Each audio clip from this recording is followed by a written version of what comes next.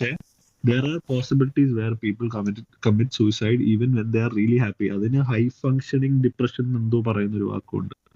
അതായത് ഉം.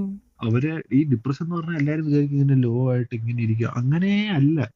That is not depression.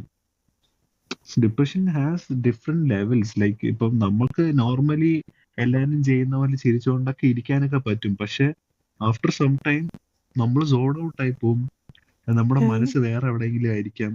കുറച്ചുകൂടെ like you will cry for no reason. I've had people ആ who have cried, like come and cried, like എൻ്റെ അടുത്ത് വന്ന് കരഞ്ഞിട്ടുണ്ട്.